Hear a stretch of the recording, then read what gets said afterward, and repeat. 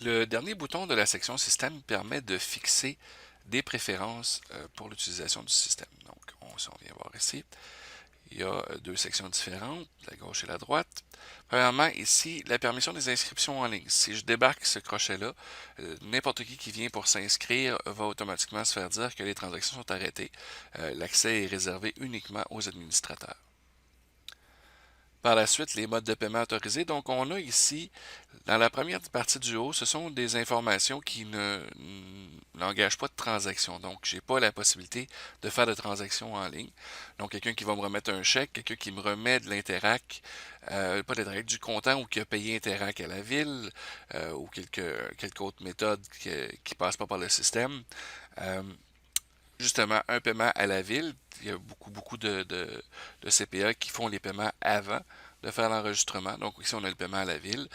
C'est possible qu'il, encore une fois, raye avec une carte de crédit si vous avez une façon d'enregistrer l'information de votre côté.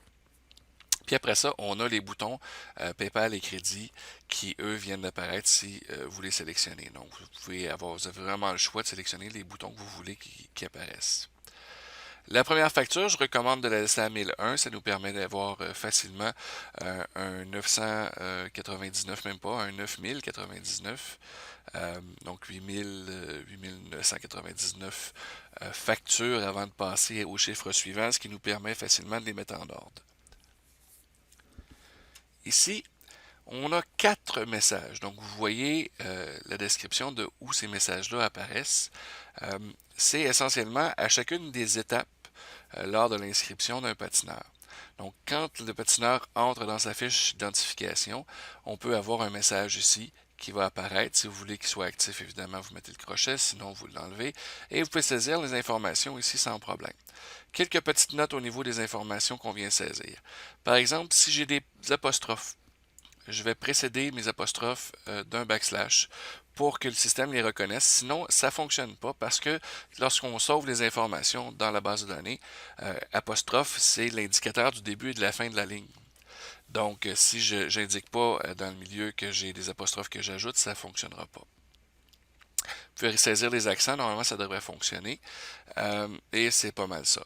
Donc, on a ici à l'entrée de la fiche d'identification, à l'entrée de la liste des cours qui sont offerts, à l'entrée du résumé de paiement si vous avez un message à afficher, et puis à l'entrée du mode de paiement. Donc, dans ce cas-ci, quand on passe à la confirmation, on vient préciser qu'il y a des frais qui s'appliquent si on a PayPal. Encore une fois, pour les activer, vous cochez la case à l'avant et vous faites sauvegarder.